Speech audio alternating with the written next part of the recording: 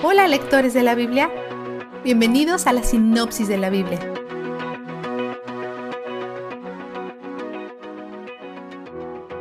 Los estudiosos dicen que Pablo pudo haber escrito esto como una carta masiva a muchas iglesias en el área, lo cual podría ser la razón por la cual no aborda ningún problema específico, sino que ofrece estímulo general y proyección de visión. Pablo les recuerda que fueron elegidos por Dios antes que hiciera el mundo y que la reconciliación siempre ha sido su plan, incluso antes de que las cosas se desmoronaran. Dios dio a sus hijos una herencia con Cristo y el Espíritu selló el trato. Pablo da una visión general del pasado, presente y futuro de cada creyente. Estábamos muertos en nuestros pecados, esclavos de nuestra carne, haciendo lo que queríamos. Por naturaleza, éramos hijos de la ira, como todos los demás. No éramos especialmente buenos ni con moral, pero Dios intervino y nos dio vida en Cristo, resucitándonos de la muerte. Y ese no es el final de su bondad con nosotros, es solo el comienzo. Seguirá siendo bondadoso con nosotros para siempre. Algunos de los dones que nos da son gracia, salvación y fe, porque por gracia ustedes han sido salvados mediante la fe. Esto no procede de ustedes, sino que es regalo de Dios, no por obras, para que nadie se jacte. 2 del 8 al 9. Y ahora estamos viviendo las buenas obras que Dios preparó de antemano para nosotros. Dios no es un creador casual, es intencional y reflexivo.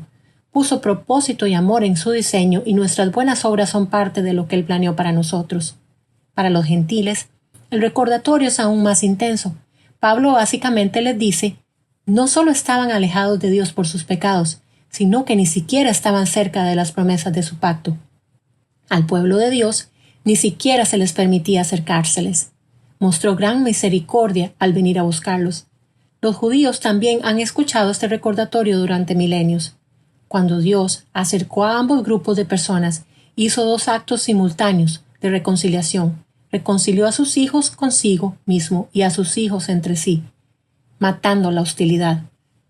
Que Dios incluyera a los gentiles fue impactante tanto para los judíos como para los gentiles, a pesar de que Dios lo mencionó en todo el Antiguo Testamento. Pablo sabe que es un misterio que Dios haya elegido a alguien, incluyéndose a sí mismo. Los insta a ser humildes y a usar sus dones para servir a la iglesia. Servir les ayudará a madurar en la fe. Los llama a vivir de manera diferente y da ejemplo de las formas en que el Espíritu de Dios nos transforma. Las palabras son un área importante donde vemos que eso ocurre cuando hacemos eco de la bondad, de un corazón noble, del perdón y del agradecimiento. Incluso hace una conexión interesante entre ofrecer acción de gracias y evitar el pecado sexual. La gratitud nos ayuda a ver a Dios correctamente.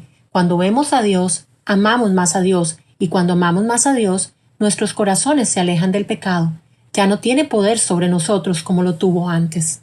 Explica el gran llamado antes de ambas partes en el matrimonio. La esposa tiene el papel de confiar en el esposo y dejar que la cuide, lo cual es un desafío. Pero la mayoría de las personas están de acuerdo en que el esposo tiene el papel más difícil. Está llamado a amar a su esposa como Cristo ama a la iglesia. Cristo murió por la iglesia y trabajó para ayudarla a florecer, para edificarla, para bendecirla. Fue paciente con ella, perdió el sueño por ella y oró por ella, incluso cuando ella lo trataba mal.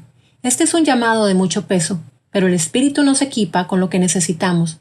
Pablo les da instrucciones similares a los niños y a los sirvientes acerca de confiar en aquellos que tienen autoridad sobre ellos. Luego les dice a los padres y a los patrones, sean alguien en quien sea fácil confiar. Vistazo de Dios. Tenemos enemigos reales que son invisibles. Dios nos ha equipado contra ellos, pero dejó un hueco en nuestra armadura en un lugar vital. Nuestras espaldas están completamente expuestas. En batallas antiguas, los arqueros se paraban uno detrás del otro para poder ver los puntos ciegos y proteger los puntos débiles del otro. Dios nunca tuvo la intención de que caminemos o peleemos solos. No necesitamos el uno al otro. En la armadura, cada elemento es defensivo excepto uno, la palabra de Dios. Es nuestra única arma contra el enemigo. Es un arma adecuada porque la palabra Satanás significa acusador. Él lucha con mentiras y nosotros luchamos con la verdad. El estar en la palabra de Dios hoy te fortalece para otro día de lucha contra las mentiras de la carne y el enemigo. Por cada batalla nos da el uno al otro y nos da a sí mismo. Y durante y después de cada batalla, recordemos que Él es donde el júbilo está. La sinopsis de la Biblia es presentada a ustedes gracias a D-Group, estudios bíblicos y de discipulado que se reúnen en iglesias y hogares alrededor del mundo cada semana.